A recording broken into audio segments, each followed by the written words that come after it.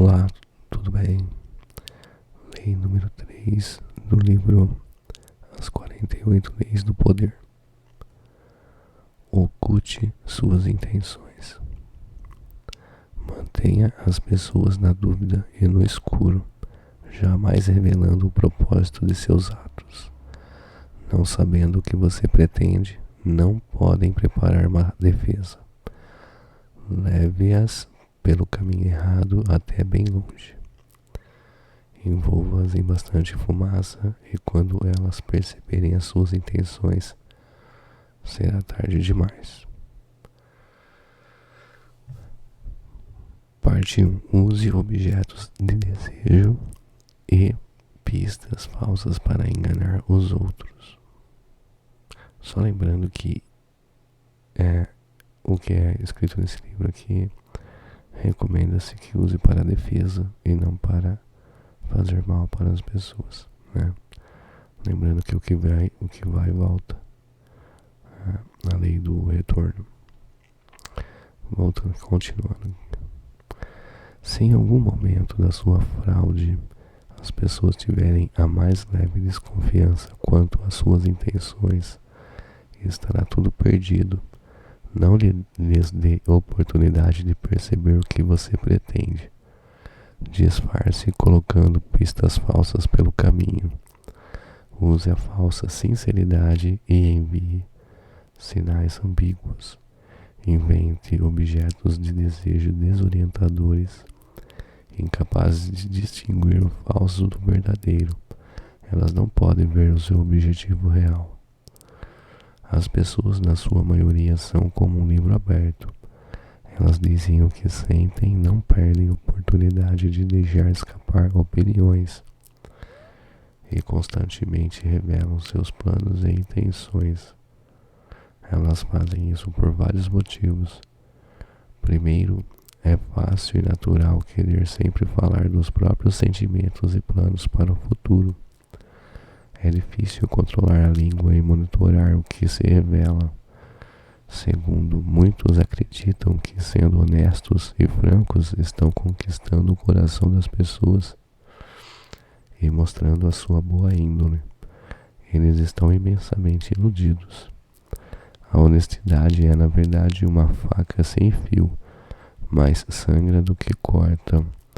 A sua honestidade provavelmente vai ofender os outros. É muito mais prudente medir as suas palavras, dizer às pessoas o que elas querem ouvir, em vez da verdade nua e crua que é o que você sente ou pensa. Mais importante, sendo despudoramente franco, você se torna tão previsível e familiar que é quase impossível inspirar respeito ou temor. E a pessoa que não desperta esses sentimentos não acumula poder. Se você deseja poder, ponha imediatamente a honestidade de lado e comece a treinar a arte de dissimular suas intenções. Domine a arte e você prevalecerá sempre. Elementar para a habilidade de ocultar as próprias intenções é uma simples verdade sobre a natureza humana. Nosso primeiro instinto é sempre o de confiar nas aparências. Não podemos sair por aí duvidando da realidade do que vemos e ouvimos. Imaginar constantemente que as aparências ocultam algo mais nos deixaria exaustos e aterrorizados. Isso faz com que seja relativamente fácil ocultar as próprias intenções. Basta acenar com um objeto que você parece desejar. Um objetivo que você parece querer alcançar diante dos olhos das pessoas e elas tomarão a aparência como realidade. Uma vez com os olhos fixos na isca, elas não notarão o que você está realmente pretendendo. Na sedução dê sinais conflitantes, tais como desejo e indiferença. E você não só os despistará, como inflamará o seu desejo de possuir você. Uma tática que funciona com frequência quando se quer amar uma pista falsa é parecer estar apoiando uma ideia ou causa que na verdade contraria o que você sente. A maioria vai achar que você mudou de ideia, visto não ser comum brincar com tamanha leviandade, com coisas tão carregadas de emoção como as suas próprias opiniões e valores. O mesmo se aplica a um objeto do desejo usado como um chamariz. Pareça querer alguma coisa pela qual não está nem um pouco interessado, e seus inimigos perderão o rumo, calculando tudo errado. Durante a Guerra da Sucessão Espanhola, em 1711, o Duque de Marlborough, chefe do exército inglês, queria destruir um forte francês importantíssimo que protegia uma estrada vital para a entrada da França. Mas ele sabia que ao destruí-lo, os franceses perceberiam o que ele queria, avançar por aquela estrada. Em vez disso, ele simplesmente capturou o forte e o guarneceu com algumas das suas tropas, como se desejasse para algum propósito particular. Os franceses atacaram o forte e o duque deixou que ele fosse reconquistado novamente de posse do forte. Entretanto, eles o destruíram, imaginando que o duque tinha alguma razão importante para querer ficar com ele. Agora o forte não existia mais, o caminho estava livre de Marlborough. Pôde facilmente entrar na França. Use esta tática para a seguinte maneira: não esconda suas intenções se fechando, com o risco de parecer mentiroso e deixar as pessoas desconfiadas, mas falando sem parar sobre seus desejos e objetivos. Só que não os verdadeiros. Você matará 3 coelhos com uma só cajadada. Vai parecer uma pessoa cordial, franca e confiável, ocultará suas intenções e deixará seus rivais atordoados, tentando achar inutilmente uma coisa que levará um tempo para descobrir. Outra ferramenta eficaz para colocar as pessoas desorientadas é a falsa sinceridade. Elas confundem facilmente a sinceridade com honestidade. Lembre-se, o primeiro instinto é o de confiar nas aparências. E como as pessoas valorizam a honestidade e querem acreditar na honestidade dos que a cercam, raramente irão duvidar de você ou perceber o que você está fazendo.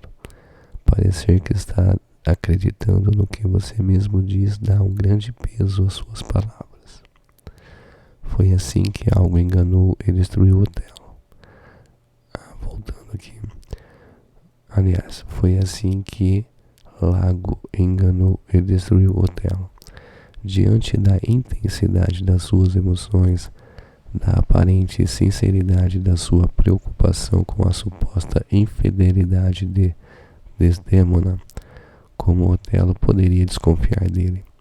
Foi assim também que o grande charlatão Yellow Kid tapou os olhos das suas vítimas, parecendo acreditar tanto no objeto isca que assinava diante deles um cavalo falso, um cavalo de corrida apresentado como uma barbada.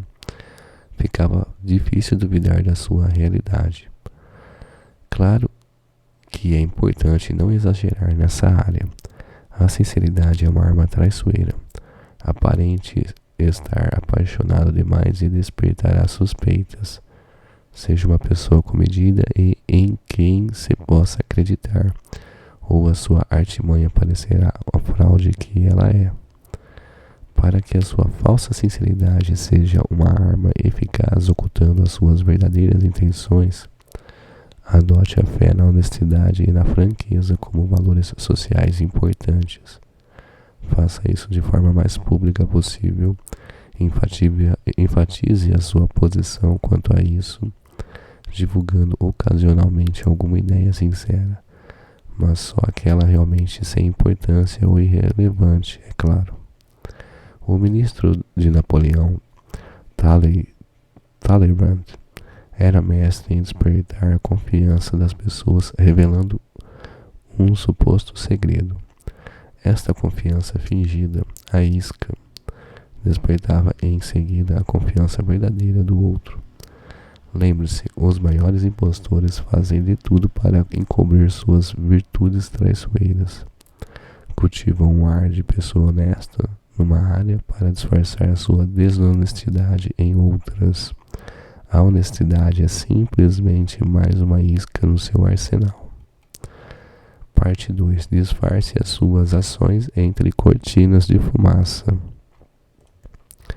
Trapacear é sempre a melhor estratégia, mas as melhores trapaças exigem uma cortina de fumaça para distrair a atenção das pessoas do seu verdadeiro propósito.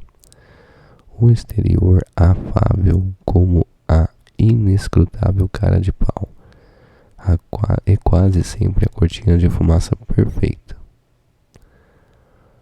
Repetindo aqui, o exterior afável como a inescrutável cara de pau é quase sempre a cortina de fumaça perfeita, escondendo suas intenções por trás do que confortável e familiar. Lembra os políticos isso, né? Se você conduzir a vítima por um caminho desconhecido, ela não perceberá que você a está levando para uma armadilha. Lembre-se, os paranoicos e desconfiados são os mais fáceis de enganar. Conquiste a sua confiança numa área e você terá a cortina de fumaça que turba a visão deles em outra, deixando que você se aproxime de manso e os arraste com um golpe devastador. Um gesto prestativo ou aparentemente honesto, ou que sugira a superioridade do outro. Estas são suas táticas diversionistas perfeitas. Adequadamente montada, a cortina de fumaça é uma arma poderosíssima. Se você acha que trapaceiros são aquela gente pitoresca que ilude com mentiras elaboradas e histórias incríveis, está muito enganado. Os maiores impostores são os que utilizam uma fachada suave e invisível que não chama atenção. Eles sabem que gestos e palavras extravagantes levantam logo suspeita. Pelo contrário, eles envolvem o seu objetivo numa aura familiar, banal e inofensiva. Depois que você tiver atraído a atenção das suas vítimas para o familiar, eles não notarão a fraude que está ocorrendo pelas suas costas. A origem disso está numa verdade muito simples. As pessoas só conseguem focalizar uma coisa de cada vez. E realmente muito difícil para elas imaginar que a pessoa suave e inofensiva com quem estão lidando está ao mesmo tempo tramando outra coisa.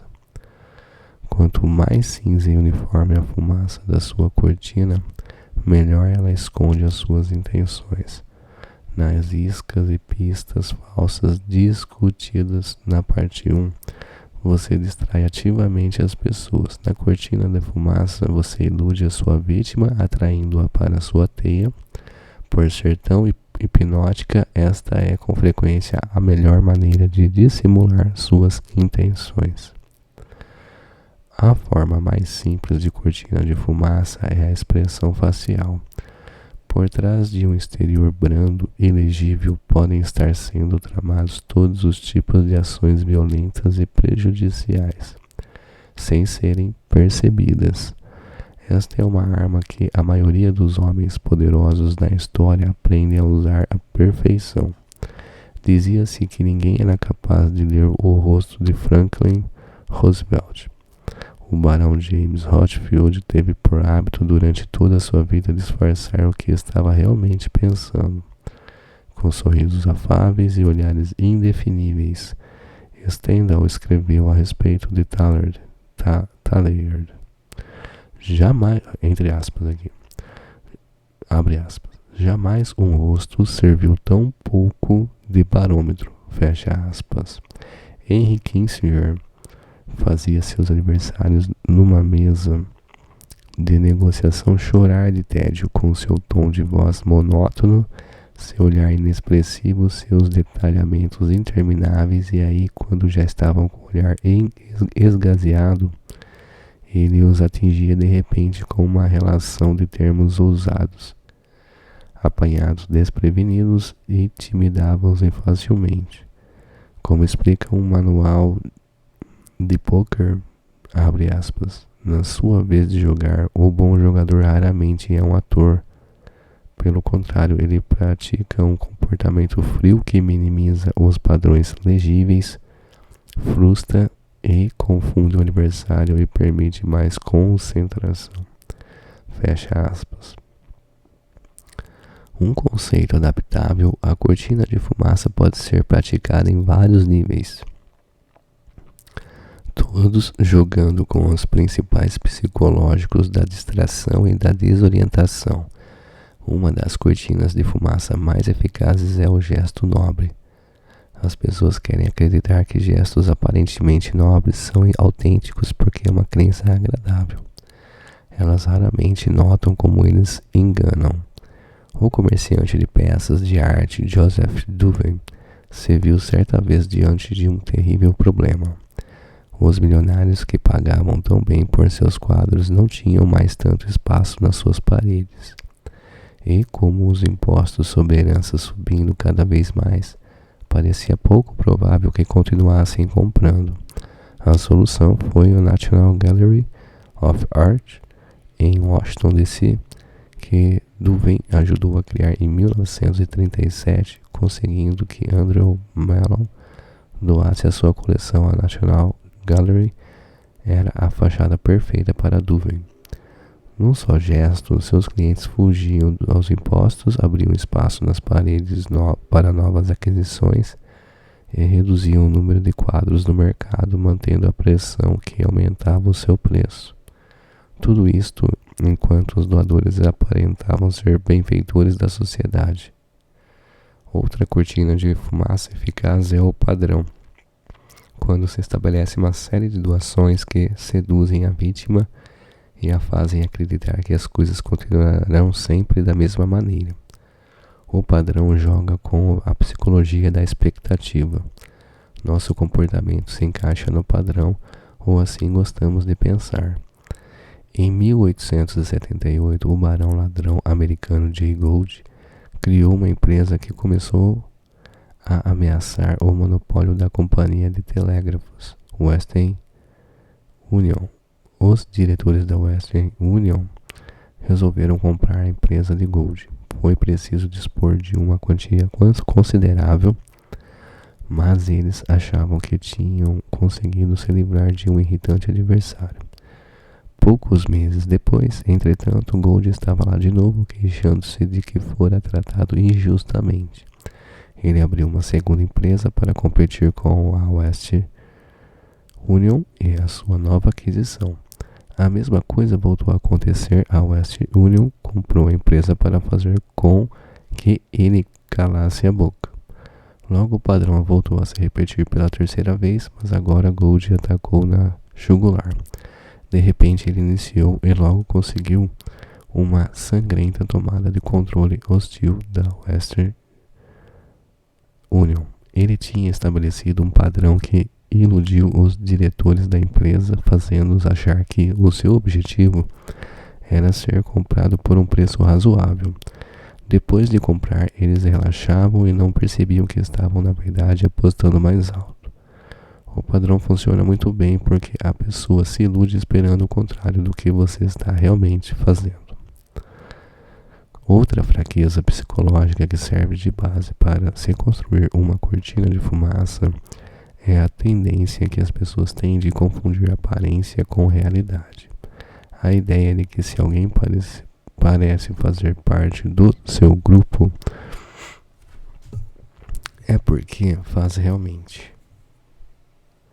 Este hábito faz da camuflagem uma fachada muito eficaz.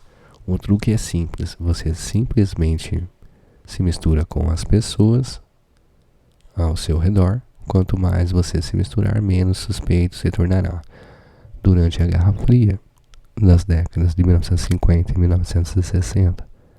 Como hoje se sabe, muitos funcionários públicos britânicos passaram informações secretas para os soviéticos.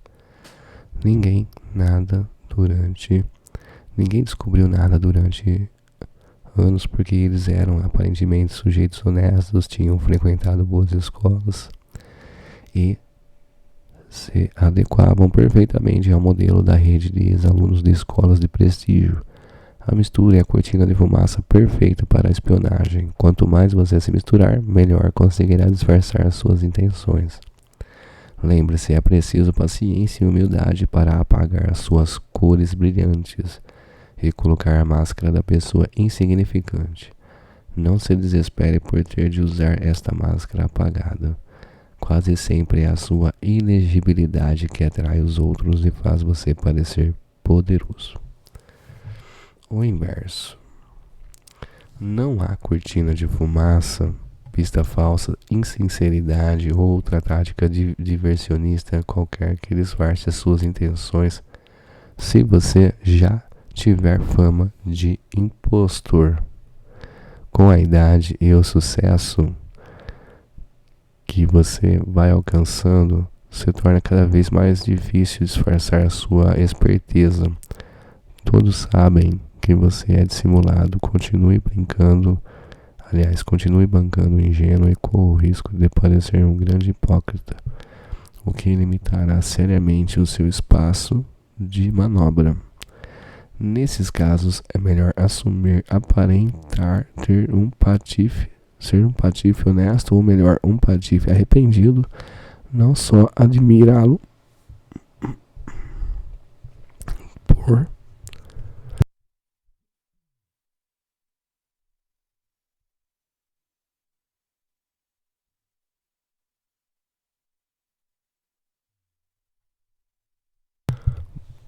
sua fraqueza. Como o que é mais estranho e maravilhoso, você vai conseguir continuar com as suas artimanhas à medida que ia ficando mais velho. P.T. Barnum, o rei da fraude no século XIX, foi aprendendo a aceitar sua reputação de grande impostor. Num determinado momento, ele organizou uma caça a búfalos em Nova Jersey, completa com índios e alguns búfalos importados.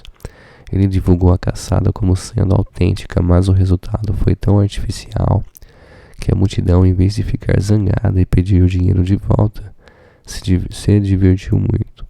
Eles sabiam que Barnum trapaceava o tempo todo. Era o segredo do seu sucesso e gostavam dele por isso. Aprendendo a lição, Barnum parou de esconder suas artimanhas, chegando até a revelar suas fraudes numa autobiografia. Como escreveu Kierkegaard, o mundo que, entre aspas, o mundo quer ser enganado, fecha aspas. Finalmente, embora seja mais sábio distrair a atenção dos seus propósitos, apresentando um exterior suave e familiar, há momentos em que o gesto colorido visível é a tática diversionista correta.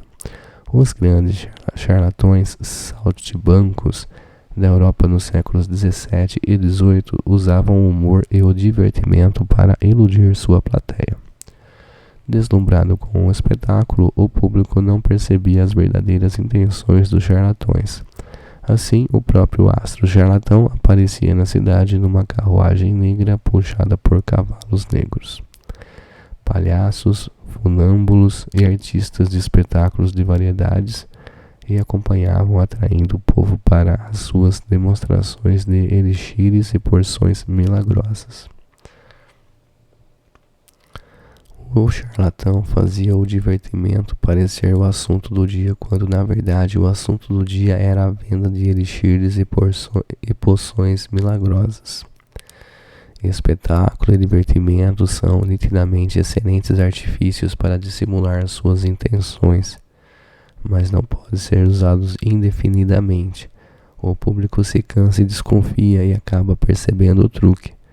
Pessoas poderosas com exteriores afáveis, por outro lado, os Talleyrand,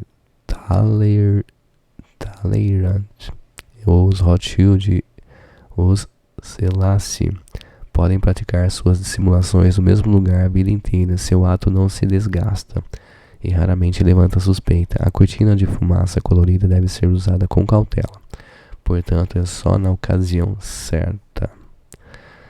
Entre aspas, não deixe que o vejam como impostor, mesmo que hoje seja impossível não o ser.